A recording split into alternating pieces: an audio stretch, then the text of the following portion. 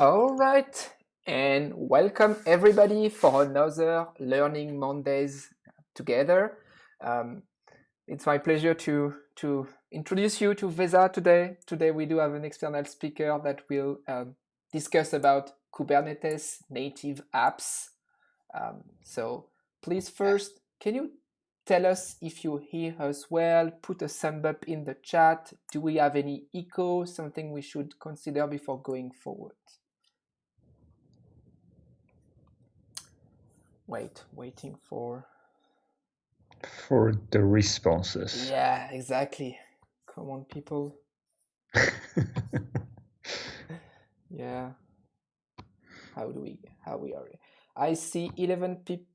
Definitely some echo. Okay, again. So let me see. No, we're not lucky in that sense. It seems. No.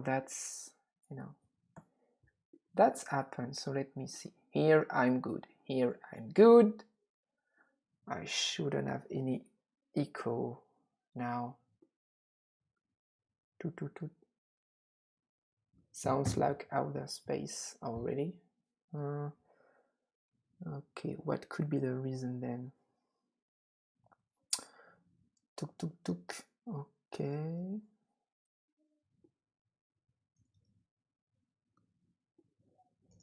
Okay, try to say something, Visa. Hello? Is the sound better now? Okay, seems I'm good. What about my speaker? Can you say a word? Can you introduce yourself, please? Hi, everyone. So my name is... I lost this sound now. Okay. Yeah? Sound okay? Yeah. Hello. I don't hear you, so that's not good either. Huh, that's bad.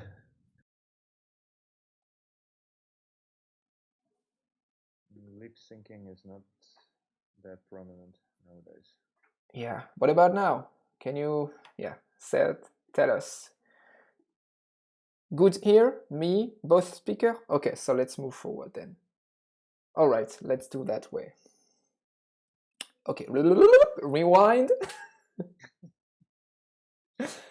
All right.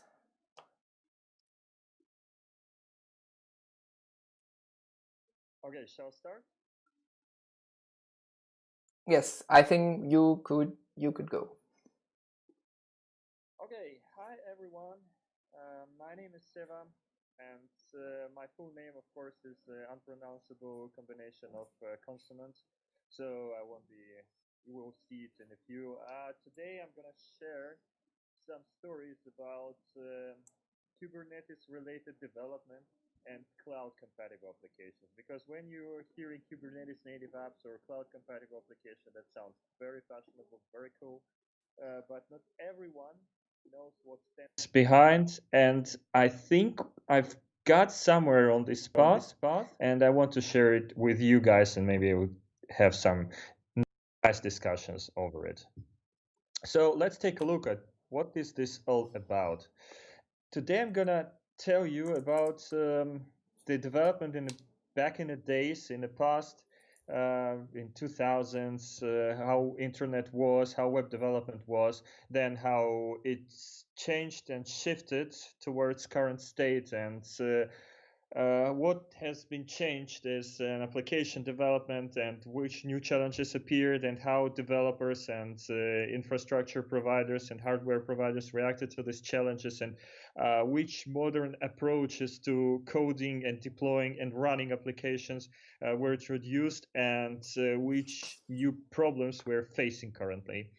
So let's go and continue to the slide that I'm very proud of, where my name is written. So not so much to discuss in here. So I'm 10 years in IT field. I'm officially head of tech at VNIO, which is an advertisement tracking platform, and I'm sort of microservices zealot, meaning that I do prefer microservices or monolithic applications, but we'll talk about that later on.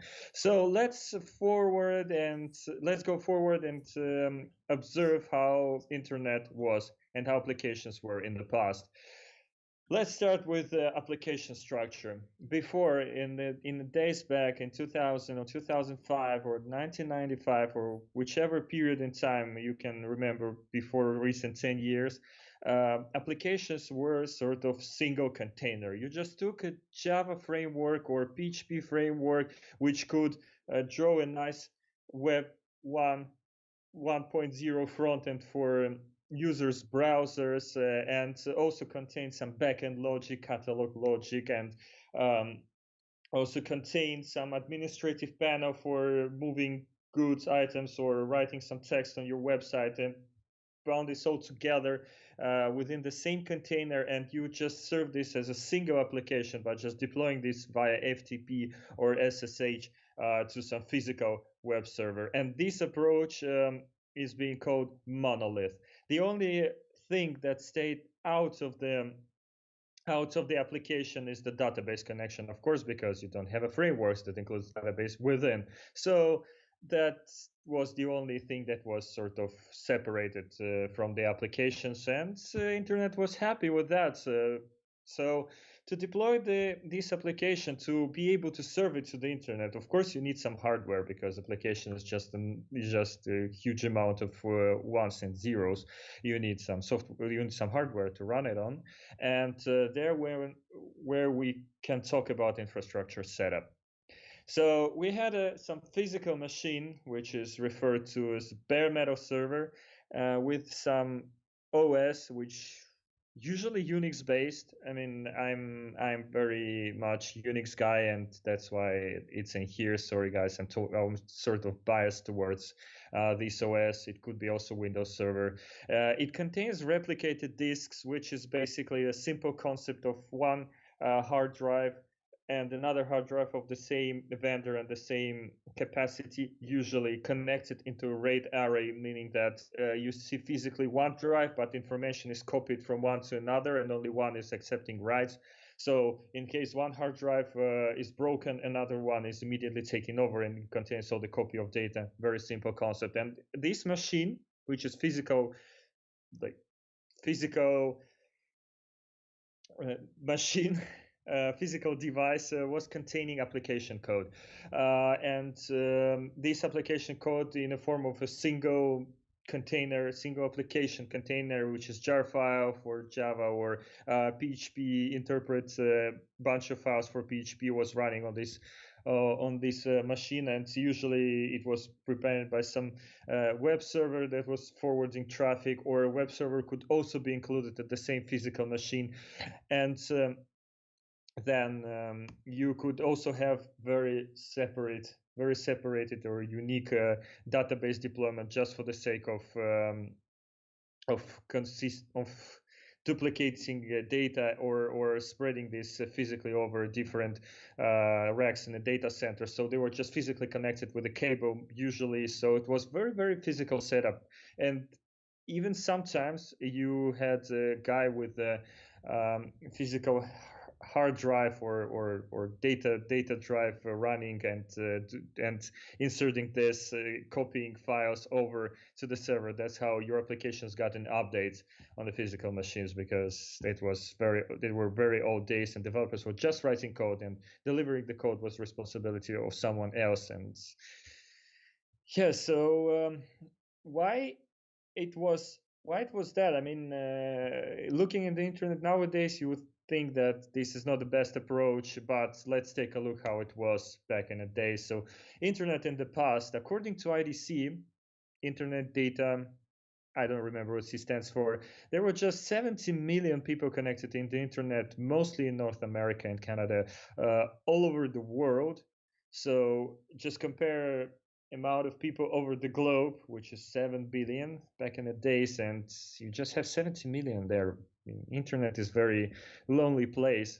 Also, these 70 million people are sitting and consuming internet resources with a very low speed, 56 kilobytes per second as a maximum dial-up speed. And whether if you were born after 2000, you probably don't know what modem is, but back in the days, you just had a landline, the phone landline, the normal landline, and you had a modem that was dialing some specific number and then was modulating internet traffic with some sort of very analog sound modulations. And if someone in your house wanted to call by the landline when you were in the internet, they were just picking up the phone and they heard some sounds from hell, some Satan sounds. So it was slow, unreliable, and also quite. Also, there was not so much to do in the internet. According to the Cisco, in 1997, there were just 150 terabytes of data flowing all over the world network. So that's not that much. I mean, nowadays data centers are having 150 terabytes of their drives, and also you have this low speed. You don't have that much of expectations from the internet. So websites are lightweight. They mostly contain some text and images, and users are also not demanding high speed because their computers are quite slow. Also, not that much of prominent service providers in there. Not so much to buy. Like no Amazon, no Google, just enthusiasts, some, I don't know, botanic lovers pages or dog breeders or whatever it is, and also except the Craigslist. Craigslist was there always. So, and the last thing to consider is no smartphones. Users are just having some stationary PCs and they're just sitting there and not spending that much time in the internet. But nowadays, according to the Internet World Stat, we are having 5 billion users in the internet, which is more than half of the globe population. And these users are spending time in the internet with much higher connection of broadband. If you take the average connection, not talking about just countries of the first world, which are of course much faster, it's 10 megabits per second, which is 180 times faster than the dial-up. So imagine that just 20 years ago you had a connection which was 200 times slower, and even loading an image was quite painful task. And of course, people are using smartphones with nice 4G connections, spending a lot of time in the internet consuming or reading or communicating or watching videos on YouTube. And of course, you have this YouTube now, and we have Amazon and Google, and in each country in the world, we're having some online services, online shops, and some businesses making their living in the internet. And of course, with that living, there comes with some business important metrics which are incorporated on these websites, and also big data analysis, which is quite computational heavy, and users are having fast computers, and they're expecting immediate responses from all the websites, meaning that you cannot do calculations just and make user wait for just half an hour before it's done. So developers should of course react to that, and that's what the short list of just the most prominent challenges that software devs are experiencing now. So first of all, we have 5 billion people in the internet, right? That means that even if you're starting your small business, which is probably interested to 0.000 something 1% of people, you should be able to grow fast, because this amount of people using your service can increase dramatically. And if you want scale up to this number, people won't buy your business, and this is crucial for surviving. And also, of course, you should be able to adapt. If people don't like your button on your website, if that's making your purchases lower, if marketing is saying that people cannot find something important on your website, you should be able to deliver this as fast as possible without hiring a guy who would bring the data drive to the data center and insert this manually into servers, of course. And there are new business models appearing, meaning that business wants to test new hypotheses as soon as possible, and that means that business demands you to implement new features, to deliver new features, and to be able to test this on 1% of users, 2% of users, and then roll it out everywhere on all your website instances, on all your services, and so on. And also, you as a developer should also remember about the challenge that technologies that you took at the beginning of the project cannot be sustainable all over the project lifetime, and at some point you should be able to switch them, and you should be doing that in a seamless way, so users won't accept your maintenance image anymore, because they're expecting you to deliver services every day, every hour, every minute. And of course, now developers should deliver faster. I remember back in the days when you had a new update for your software that was just, you need to print the CDs, you need to put this to the shelves of the stores, you needed to buy it, and new updates were spreading not that fast, and you could spend 2 months developing new feature. But now it's not possible anymore. In best case scenario, you should deliver once in 2 weeks. In the worst case, you should deliver every day. And with all of that mentioned, you still should be secure, because a lot of people on the internet, a lot of hackers and script kiddies, a lot of vulnerable services, a lot of attacks, a lot of malicious users. So let's take a look. Let's start from an infrastructural look and see how it started from the hardware perspective, and we got a new ways to dealing with the problems.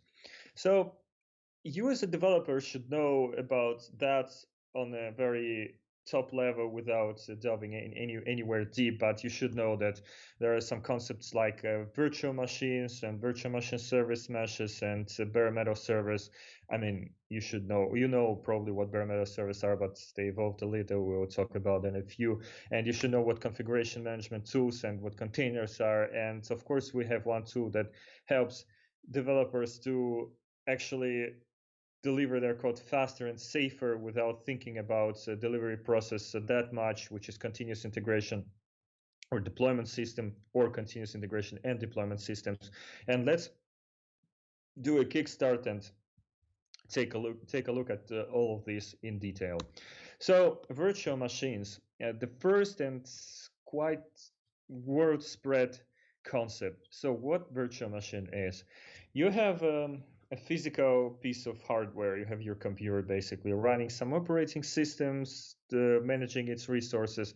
So what virtual machine allows you to do is to contain little copy or different operating systems on this machine, isolated from the main hardware with some software layer of virtual devices, virtual GPU, virtual RAM, virtual CPU, and all of that is connected to the hardware of your machine, but just spread it. And you can also define e-resources for each machine separately. You can say that one machine is doing 256 megabytes of RAM and another machine is using 1 gigabyte of RAM, and that's perfectly okay. And how it became popular is when it started to be supported by Intel and by AMD as well in 2006 on the hardware layer. So now it's even closely related. It's not that by code which just connects the dots anymore. It's more on a low level, and hardware level is of course much faster than any software level. So now virtual machines with all these benefits became very popular among hosting providers, because if hosting provider has a customer that requires a small server, hosting provider should not go anywhere and buy the little machine with 128 megabytes of RAM or one CPU unit. It can just take big powerful machine and cut a little slice out of that and provide your virtual machine as your own dedicated server, which you will just feel as your own machine without even thinking about how it was isolated. And this would be perfectly safe, because virtual machine without any specific moves cannot be addressed to the host machine. So this is very important topic. And also along with virtual machines, hosting providers are using service meshes, so code. So this is just a distribution of users between data centers. So let's imagine you have 5 servers. These 5 servers are running 15 virtual machines, and you have 30 customers or 15 customers as well that are using this virtual machine. So you should direct each customer to its own machine, and you should direct all the traffic from this customer to this virtual machine in a nice way. And that's where service mesh appeared. It's usually one physical machine or one layer of software that distributes the flows, and that's how providers are completely separating users. So for you as a user, as a developer, it feels completely separated, completely as your own bare metal server, as your own machine. I won't be delving that much into details because that's mostly a DevOps topic, but it's quite interesting to know.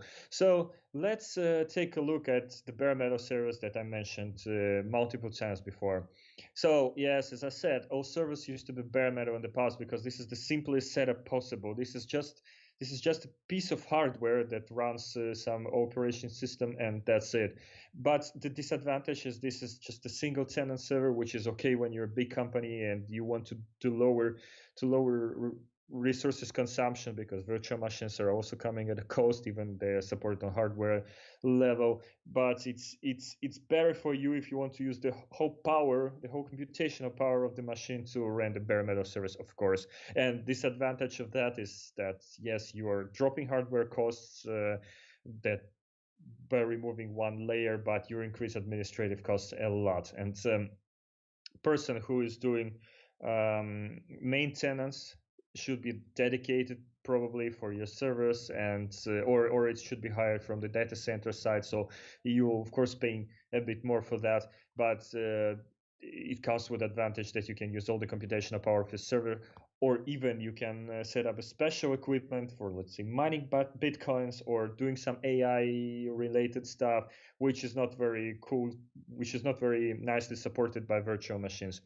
So this is my very very short introduction to very very low level of the data centers. And now let's take a look how data center providers are installing all that stuff, because this is quite important to know as developers. I'll explain why later on. So let's take a look at configuration management tools. This is basically a tool that allows you to deploy the same configuration over, I don't know, 10,000 machines. This was just naturally created as a response to ever-growing size of data centers all over the world. So now data centers are not operating machines one by one. They're not having dedicated person who is just typing on keyboard, installing all the software before running machine to production. They're using some predefined tools, and these predefined tools are having configurations written in a file nicely that can just be applied. So you just take the empty machine without even operating system. It's also supported. Then you're just saying, let's say, Puppet, that it should install all the necessary software, and then in half an hour your machine is ready. And that can be done in parallel for 10,000 or for 100,000 machines. So this was like the second level of software that allowed hosting providers to really scale it faster and bring new virtual machines into production as soon as possible. But that was not what developers were needed. I mean, developers were happy that you can now do infrastructure as a code, sort of, so you can just describe what you want and this would be done. But that was not that. And then Google released their system that internally was called Borg, and externally it was well known as Docker. So there is a very nice videos on that channel about Docker itself. That's 5 videos. I would definitely recommend you to watch that if you're not that familiar with the Docker concept. I would just briefly touch what Docker is. So a lot of people are considering Docker as a virtual machine. It's sort of the same, right? Because it on the first glance it does pretty much the same thing. So it just isolates your environment and provides some resources. But Docker is not a virtual machine. Docker is much thinner. Docker is just isolated environment, which is doing connection to the system libraries of the machine that is being run into. So it doesn't do any isolation, any hardware connection. It's just a thin layer of some libraries and some environment that just acts as some operating system with the minimum possible amount of libraries installed. And this system is also isolated from within. That's what developers did for developers, because developers know how it's important to keep your environment clean without polluting this with all the libraries and then trying to understand why these libraries are conflicting. And then people started to wonder, how can we actually use this for development, right? How can we do a mesh of this? We don't want to just deploy monolith application as a Docker container, let it run in nowhere. We also want to deploy databases. We want to deploy something, some monitoring tools. We want to deploy NAS frontends for our websites, and that's how Kubernetes appeared. So Kubernetes is software which builds a mesh of Docker containers and runs this as a mesh of services, right? So as like different virtual machines or different Docker containers with their software installed.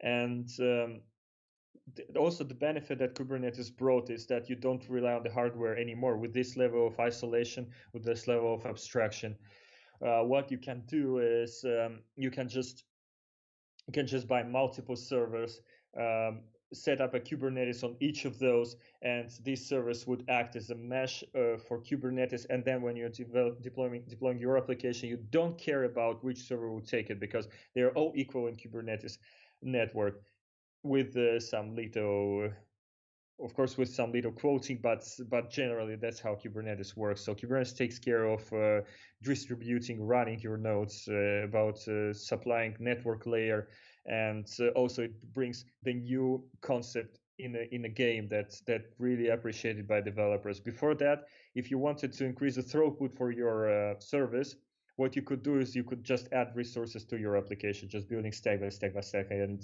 just adding CPU power, GPU power, or whatever power it is. And even though this approach is very viable for adding speed, but it has its own limits. So at some point you cannot just simply add CPU, or it's very expensive. And instead of that, you could just bring another server and make traffic run through 2 servers, and then 3, and then so on and so forth. So Docker containers inside the Kubernetes are acting as your servers, and they allow you to put all the traffic through as a multiple streams, and you can now replicate your application up to 5 instances, 10 instances, 15 instances in a hassle-free way. And that's the big benefit. And this is what called horizontal scaling, where you're not just adding resources to one single application, but you're just copying instances of your application. And of course, this brought the whole new dimension to application development and scaling. At the first, people were just deploying huge applications that couldn't exist in a replicated state, but then they finally grasped that, and now they are able to use Kubernetes for deployments. And also Kubernetes goes with the API, which is very famous, which is very well-known concept for each software developer, and it allows developer to also control how his application is being run. Of course, developer cannot control how hardware is being set up, because he cannot make his software to physically put in or out some modules on your servers, but any developer can easily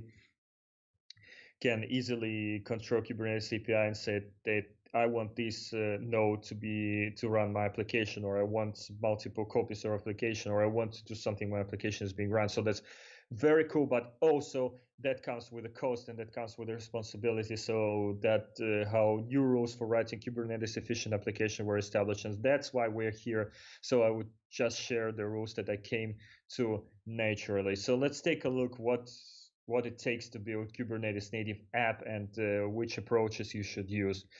This list is by no means exhaustive.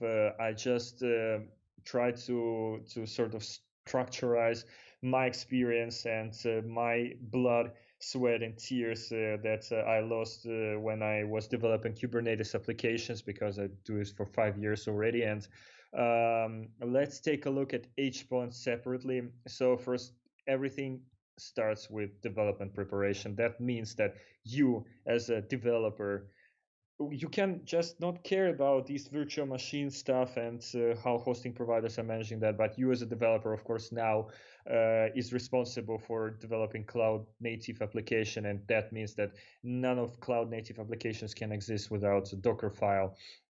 So developers are now responsible for preparing Docker file. So for actually defining the environment where your application would be run into and defining the libraries you need. And the biggest problem is that it's quite an easy concept to grasp. You just read 5 minutes of documentation on the Docker Hub, but it's actually not that easy. And usually Docker files that developers are writing for the first time are not that decent, and there is a lot of underwater stones or sleeping dragons that you should actually consider when doing the Docker files. And of course, that comes with the benefit that you can use Dockerfile to run it locally on your machine. Of course, without Kubernetes, Kubernetes is quite heavy. You can use tools like Docker Compose, which are sort of emulating Kubernetes locally, and they allow you to run the whole mesh of that with the hassle-free way, like run the database, you run your application container, connect to that, do some debugging, do some logging, even connect your IDE to there if you want to. And that's tons of benefits, and also tons of sweat to prepare your first Docker file. And for DevOps and or for sysops, I don't know how they code in your companies, but for the guys who are managing the deployment, that means that that they now should build some pipelines. Because if you are building everything by hand, this is much less efficient than just deploying your code, uploading your code by FTP or SSH. It should be automated a lot. And there is an example of a normal pipeline that usually, I'm not stating that's 100% of the time, but usually implemented in a big company. So you're coding, you are doing a merge request. The merge request is being accepted by your reviewer, like team lead or someone who's reviewing your code. Then your system itself should build a container and put this to special container repository.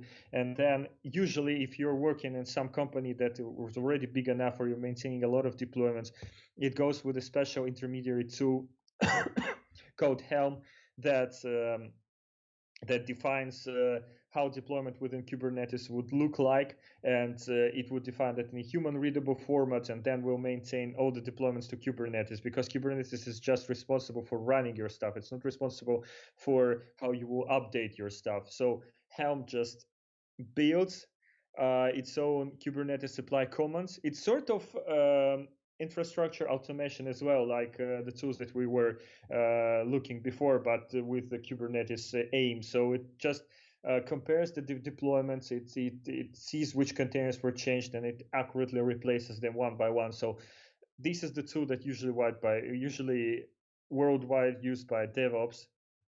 And only then, after Helm did everything, it will trigger Kubernetes supply. So as you can see, the path is quite long. But also, you as a developer should keep in mind that part of this can be your responsibility. In worst case scenario, everything from this chain would be your responsibility.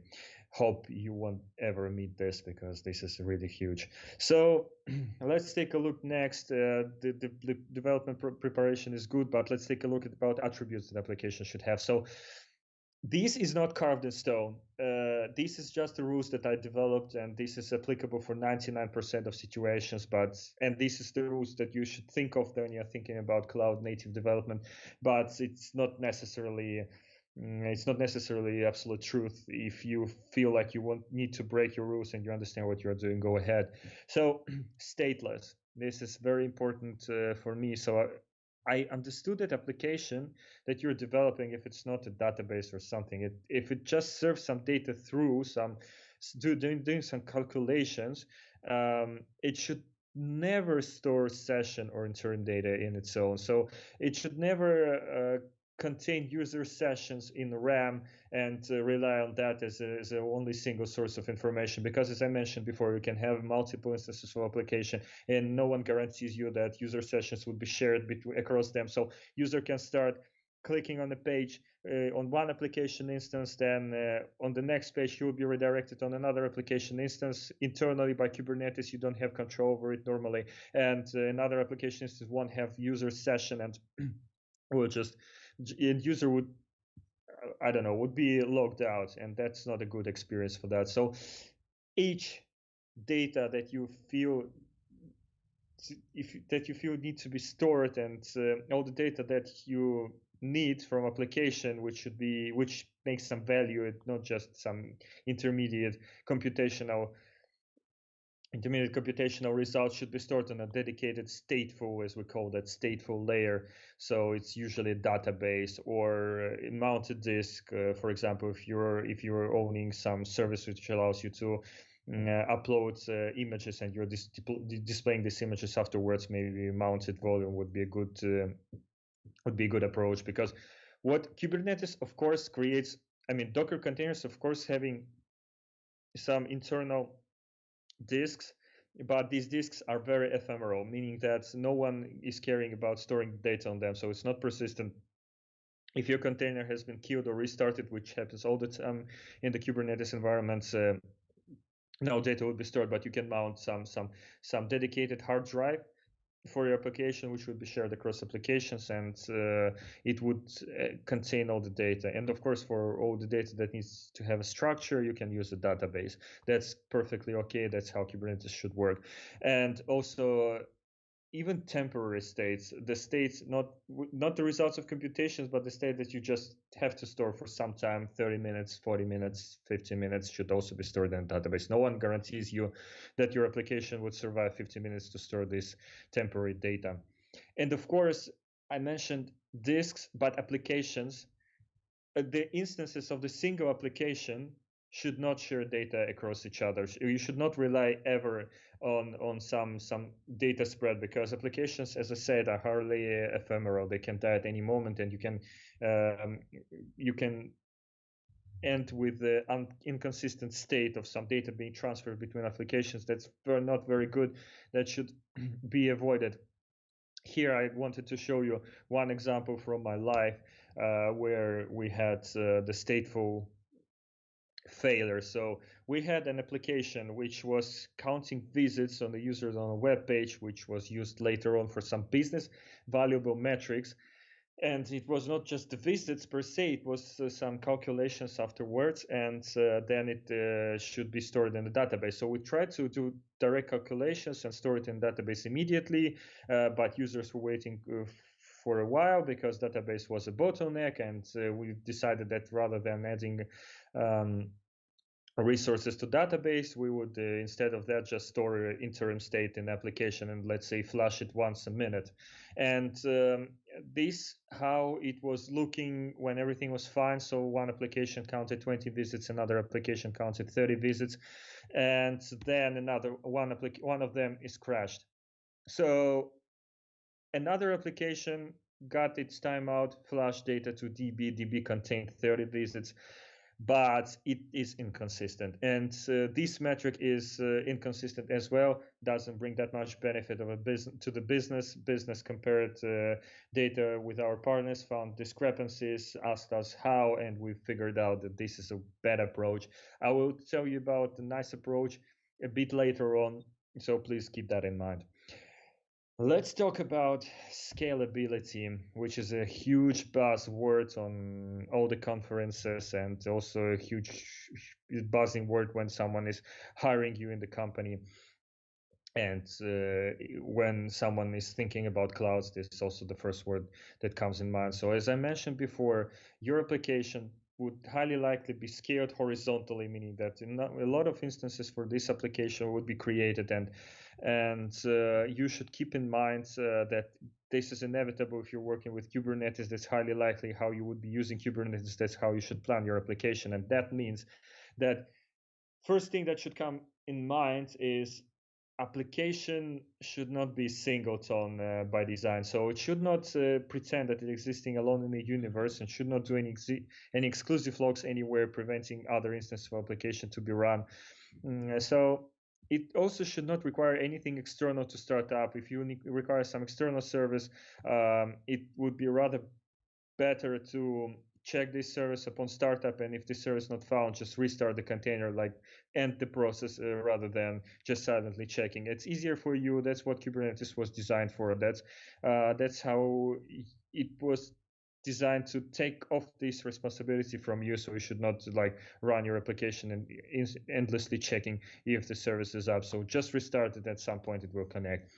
So, and another idea which seems to be cool at the beginning is to open idle connection to another services, let's say to databases.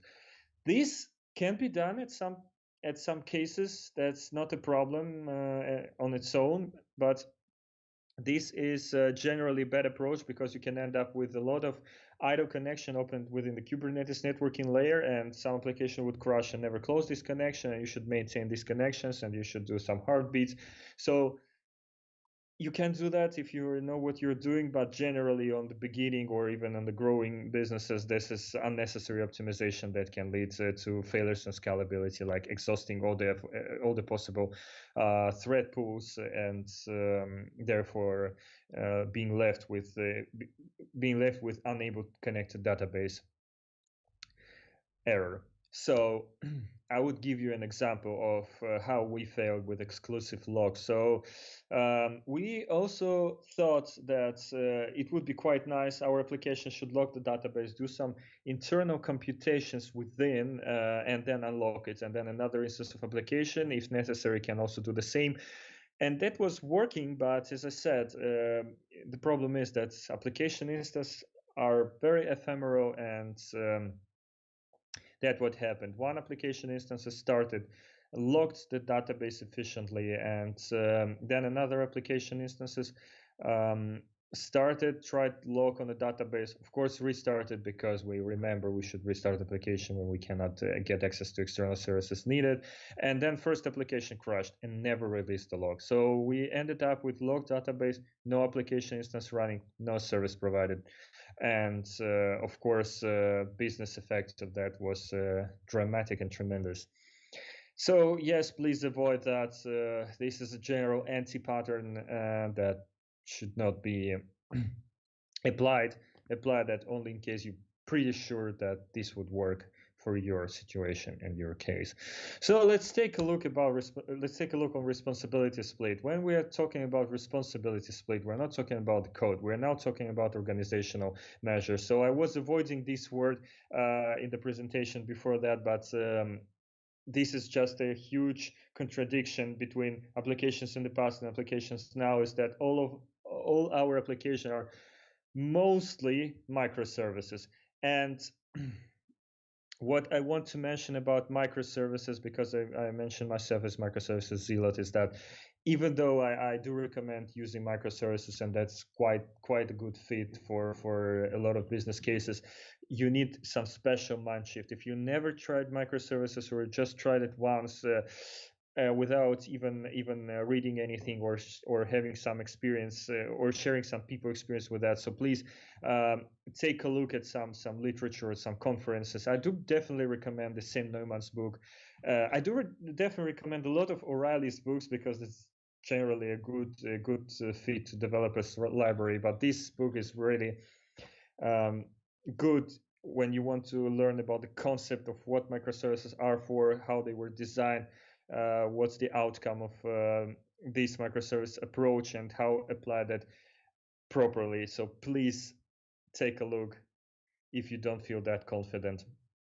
And now let's switch to responsibility. So you decided to go microservices. That means that your applications as business units should do only one task, have only one purpose. If your application is doing user login, email sending, data computing, purchase, processing, and everything is in one piece of code. Highly likely you're having a monolith, and you can split this to microservice, split the responsibility. One service would be sending emails, another one would be logging in users, another one would be doing purchase. That gives you flexibility, because you say, I have a bottleneck on sending emails, I'm sending them too slow, I can just horizontally scale email sending service. I have a bottleneck on the purchase, I can scale it up. And there you're saving some resources, because if you just scale up your own monolith, that would probably require 2 more CPUs and 4 more 4 more gigabytes of RAM, and then you won't be able to have flexible deployments, and you waste a lot of time maintaining these monolithic applications.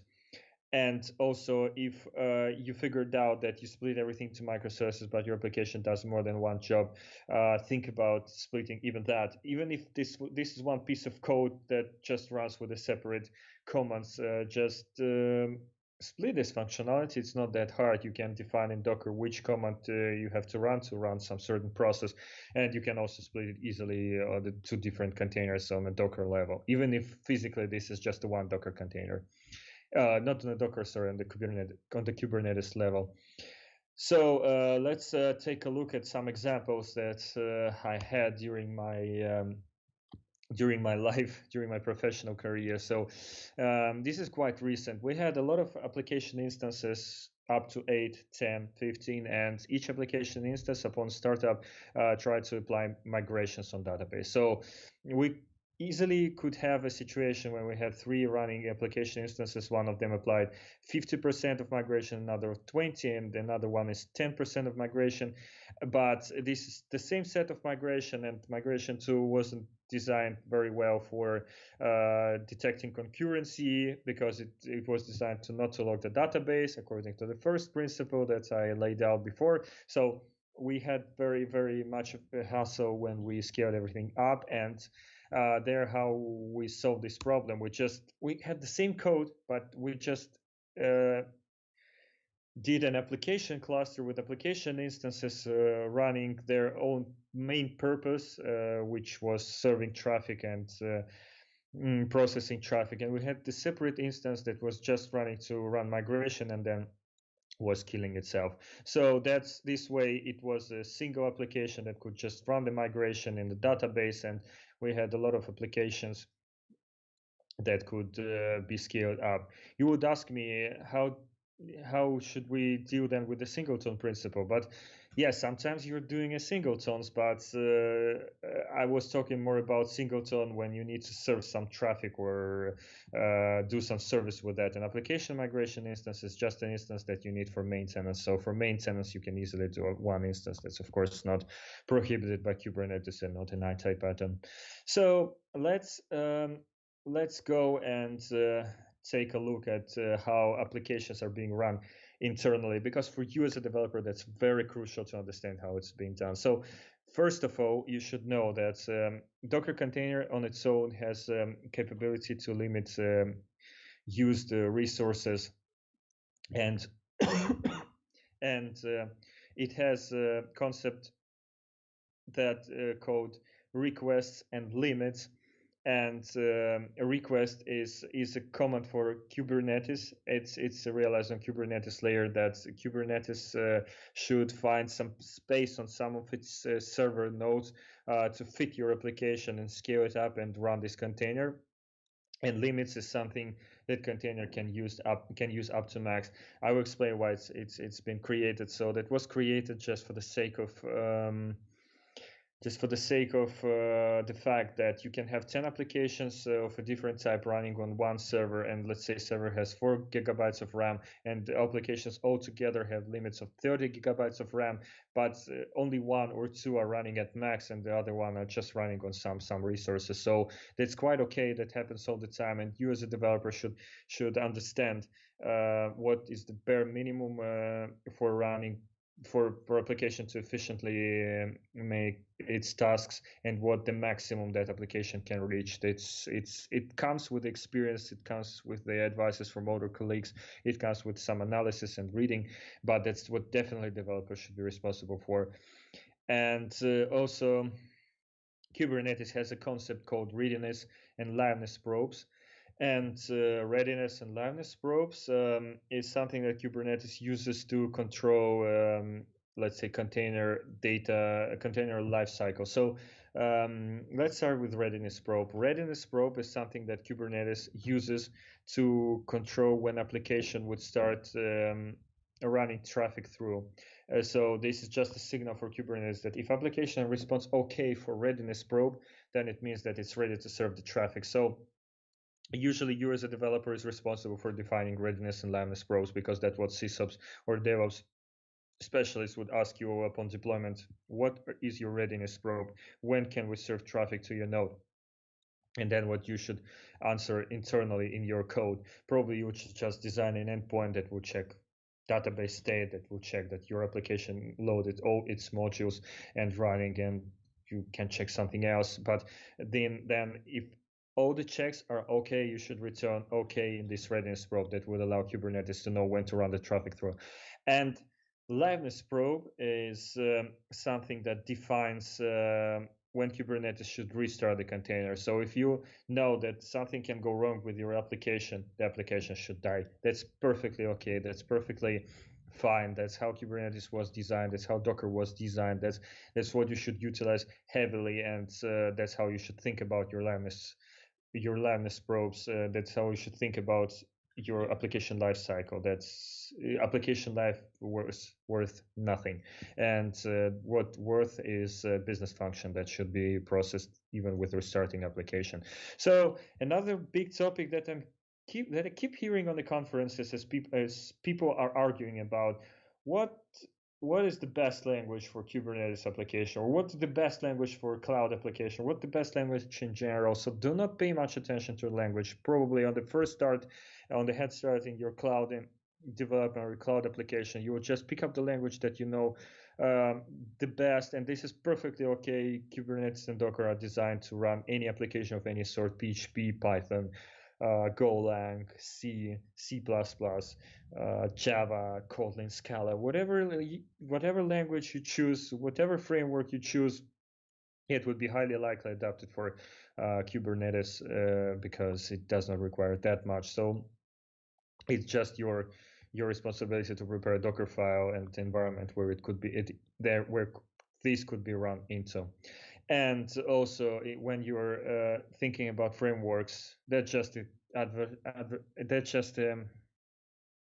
recommendation in general. Just remember that if you have framework with the sexy features or even some Kubernetes related features, just remember that this comes as a cost. Maybe additional modules being loaded, some extra resources should be used on requests, and maybe you don't need this feature at all. So just base your framework choice not on the features, not purely on the features it provides, but on the features you would use. And of course, a lot of frameworks, almost all the frameworks, are having metrics, and you should definitely think about that, because a lot of frameworks are measuring something internally that can be used in the production to define some possible problems and solve them. So just also pay attention on that, because that's not the first obvious thing that you think about when you're choosing a framework and a language for providing your application. And also, when you're thinking about scaling, you should not just blindly scale up applications if bottleneck is within the database layer. So you should just really think about what the bottleneck, where bottlenecks are. If a database, you just consider database. If it's in your application, just scale it up. If the code can be rewritten, then rewrite the code. So this requires a lot of experience and practice, but definitely would go there. So why am I talking that much about resources? So not the problem, but the approach that cloud server providers chosen is to provide you not the servers and charge you based on server amount or server volume, but provide you the resources. So they're not providing you dedicated server with one CPU. They're providing you CPU hour, which is just some average metric, and it costs, of course, money. And it's important how much time you're using this CPU. So if your application is having a request as 0.5 CPU, that means that on Finland and Europe North, on more available servers that Google guarantees would never be restarted, their application would never be killed in there, it would cost 1 cent per hour, and on nodes that can be restarted anytime, it would cost 0.7 cents per hour. And you will think that, yeah, this is not that much, but just keep in mind that with all the databases and with all the infrastructure your company, your business is having, it would easily go under 30 or 20 or 30 CPU months, and even more. So that means that you will be paying at least $400 per month just for the infrastructure, for being in cloud. And of course that should be thought about, because I never met an infrastructure where all the resources were neatly aligned to their functions. There were always some gaps, and always developers trying to optimize and analyze that. So this is never-ending process. And the next thing to think about is a persistence layer. So it's a bit more dramatic, let's say, in Kubernetes environment, because applications can be stateless. You don't have to store the state, but databases cannot be stateless. That's a main pursuit of database to be stateful. It should host some data, it should contain some data, and of course databases are stateful, and there is a special concept in Kubernetes called stateful set, and but that also means that databases are designed in a way that cannot be just easily horizontally scaled. You can also argue with that, but not that many databases are, let's say, supporting master replication from the box. Like in the easiest, you can scale any database in some complex way, but you can do it easily with a Kubernetes, except of Cassandra, of course, that we all love. Also, if you have high availability databases, they are of course replicating themselves. So in case you will lose connection to the database, node would be restarted or something bad will happen, you have a copy of another database on another mode, just not to put all the eggs in one basket. So that's quite okay, but that's also meaning that you have a dead weight of additional databases that consumes resources, consume disk space, and just doesn't do anything useful for you.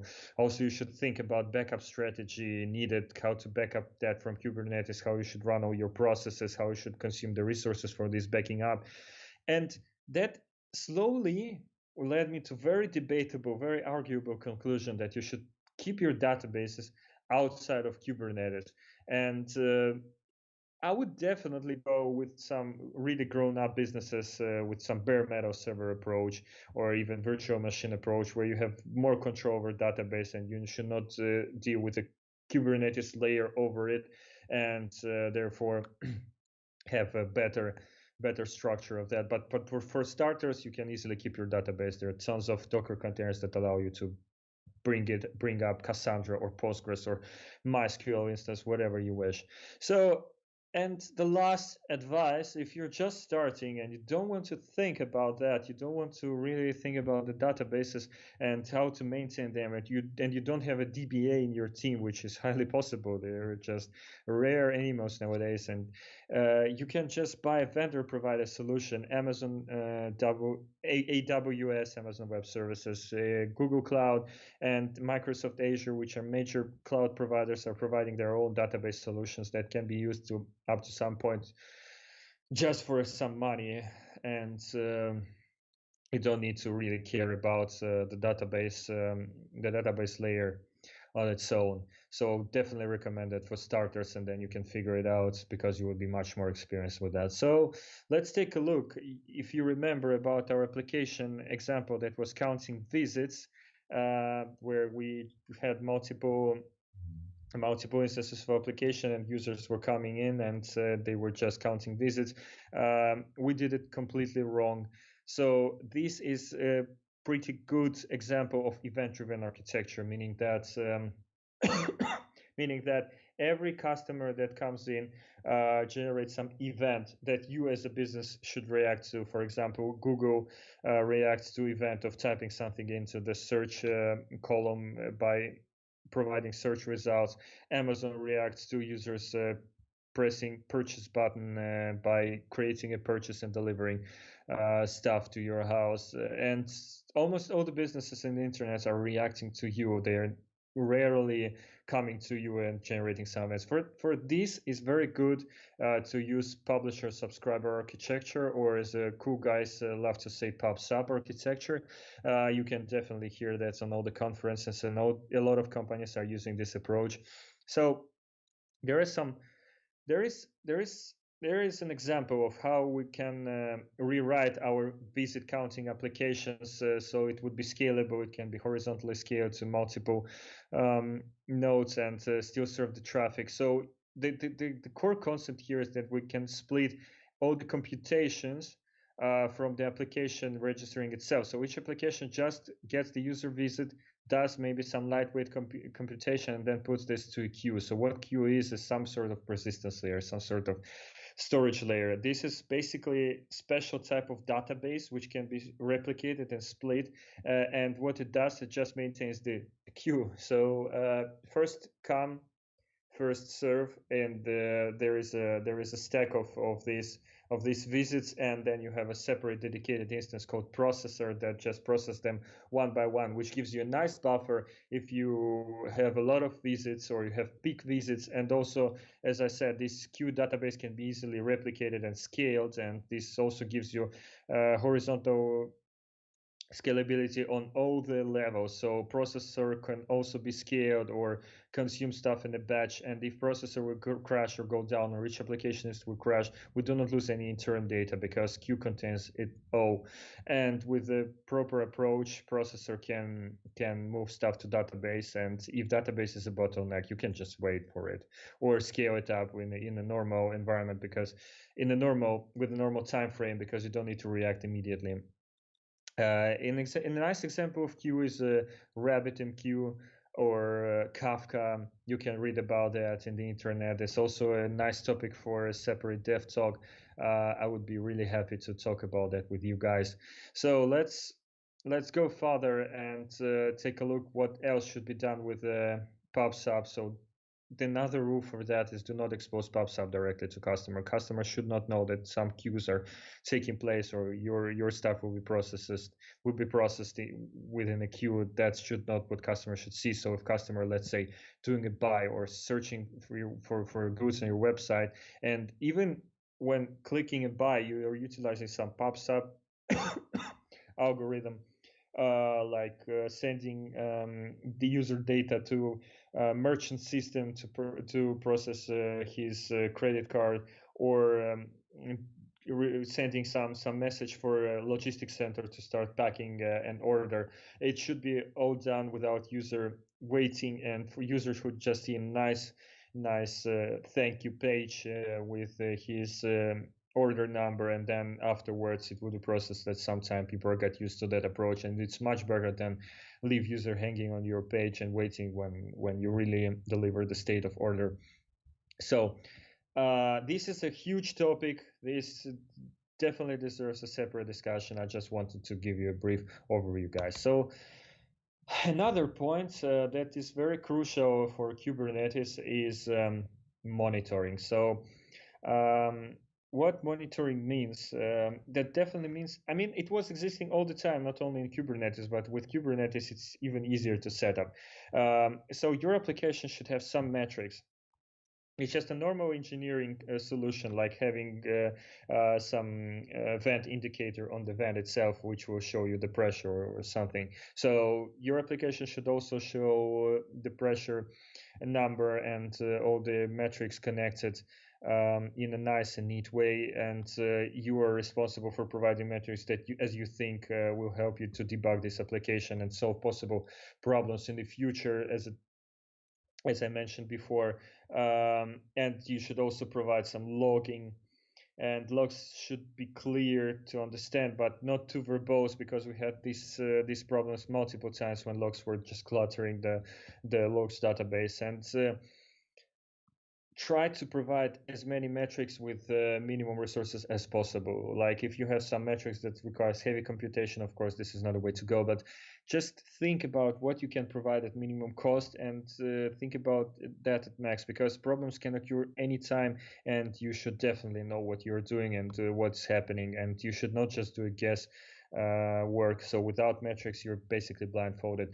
I just put a couple of I just put a couple of tools that will help you on the way. So Prometheus is a tool for fetching and aggregating metrics in some separate database, and Alerta is a monitoring tool that able to call you on the phone if you have some business critical problems, and also has a nice dashboard that is able to show what the problems are, and it's also based on Prometheus metrics. So you're defining which metrics should be utilized to provide alerts. And of course, do not forget about every database vendor or application vendor are also providing their own metrics, like Kafka, Postgres, whatever you're picking up as a supplementary tools for your task. They would also have metrics, and do not ignore them. Collect them, think about them, aggregate them, query them. That's also a long path, but that's definitely reward. So of course, we're not all perfect. We're all human beings. We're making mistakes, and Kubernetes is not an exception, unfortunately. So we also, with using all this nice and neat horizontal scaling API stuff, we should also think that it comes as a cost. When we are deciding whether we want to use Kubernetes or use bare metal service or use something, we should remember that the less tech we have, the less possible problems we can meet. So Kubernetes has its own bugs. You're also enlarging your text, which you're also enlarging tech stack, your application based upon, and we will take a look at each of these problems. So first of that is, of course, Kubernetes bugs. The worst Kubernetes bug that can happen is security flaws. We had one bug that allowed malicious user to run C code within the running container and get access to the root system and get some at least read-only access to Kubernetes cluster, which was not good. And we had another bug which allowed the user to DDoS airbag system and from read-only become a write user, which is very dangerous because this user can do everything within Kubernetes cloud. Also, Kubernetes comes with very complicated network layer. It's very easy at the beginning, but to set up something really complex, you should really be expert in that field. So usually you have a dedicated specialist which does all the network issues, but if you don't have one, just read a lot and be very careful. It's easy to break. Also, Kubernetes is set of APIs, right? And it also means that it has some endpoint, and this is also a server of some sort, and also has some physical limitations because it runs on a limited hard drive. So we had a situation in the past where we had tons of Docker containers running, and at some point Kubernetes just collapsed. So main API server just couldn't react to pods talking anymore, and then we had to reconsider our way of deployments and extend the resources for Kubernetes. So that's not that easy. And when you're updating Kubernetes API itself, of course, it's designed in a way that it should be safe, it should be seamless, but you need a dedicated person and you need a maintenance cost for rolling out Kubernetes updates, which you definitely need when some vulnerabilities are discovered or when you want to get a new features. So these are more or less problems that are features of any software developed. So let's discuss the huge tech stack. So that's my favorite picture that shows pretty much what Kubernetes is. This is by no means easier to understand than these submarine vents. So basically for us, except then you need a dedicated person for that, means that applications should go throughout a lot of proxying layers before it will reach the physical machine itself. So it would go throughout the Docker container level. Then Docker container would address the host system, which is usually a virtual machine. All the cloud providers are operating on a virtual machine level, or bare metal service in the best case. Then it goes to hypervisor, goes to host VM. There is also OS running, and only then you're having some commands. You're issuing some commands to physical machine and physical hardware. So this is quite hard, and this is quite resource consuming, and this is also a problem that you should consider when you're using Kubernetes. Of course, Kubernetes, with all its scaling and with all its resources dedicated, and also modern servers are way too powerful. And by way too powerful, I mean that every developer working that more than 5 years in IT field got internal DDoS attacks, meaning that improperly configuration applications were causing packet stream. I will give you an example. So you have application 1 that sends some sort of a postbacks or some traffic to application 2. Application 2 processes these packets and forwards it further, but at some point you can make a mistake in configuration, and then application 2 will start forwarding packets back to application 1, then application 1 will send back to application 2, and then it will be multiplied, and then you have a packet stream throughout the network. And this is also can cause Kubernetes to go down, and or in the worst case scenario, if you're having auto scaling on, start scaling up all the applications and creating a resource pools for them, and then you're wasting money for that as well. So hard to find, hard to catch, and you don't have that much time to reflect that, because it will grow exponentially really fast. Computers are fast nowadays, so that's what you should consider. And please triple check all the configurations before deploying anything to production. That's a general rule. That's my sources that I use to prepare this article. So some traffic data websites, of course Wikipedia that every presenter is using to get some nice pictures from, and Docker to just remind myself what the roots were. So thank you for listening and staying with me today. If you feel like I'm talking bullshit or I'm quite incorrect, you can you can just knock at my LinkedIn door. We can discuss that. Of course, I'm open to all the discussions. I like talking to people. I really feel that I'm not that experienced in every IT field, right? It's not possible. So it would be nice to have another one's opinion. So I will pass the word to my colleague Cedric here, and thank you for listening. Oh, okay. So thank you for this session. Very good learning again. This is a twice. Cedric, are you with us? Yes, I am. It's just that you cannot hear me. We're good now. All right. Yeah, just saying. So thank you very much again for the presentation. This is the second time I see the presentation, and I learned more again. So that's pretty cool. One question I had, maybe for you or for others, how often do you upgrade your Kubernetes clusters? I totally understand that it's a pretty active ecosystem, and there is a new release every month. So yeah, when do you... That's what I meant with delivering features, right? So Kubernetes developers are in the same stress as any other developers. We are not updating Kubernetes cluster that often because we're having pretty small DevOps team. That's just 10 people, and we're running more than 200 clusters. Oh, wow. So we are just doing rolling updates when we're having some security flaws or vulnerabilities, and usually it's a long maintenance task, so it's planned ahead, and we're doing that once per 3 months. You don't need to really roll out any new features. That's still something. I mean, how many servers do you need to restart? Yeah, that's not an easy stuff. Yeah, that's definitely not an easy stuff. You should have a dedicated person or a dedicated set of persons which will sit on each cluster and will really observe the rollout process. Usually it's seamless, but problems can arise any moment. we're living in an imperfect world, unfortunately. Wow. So 200 to 300 clusters are just huge. Do you have a lot of database already inside Kubernetes, or are you stick with stateless as you advised in the beginning?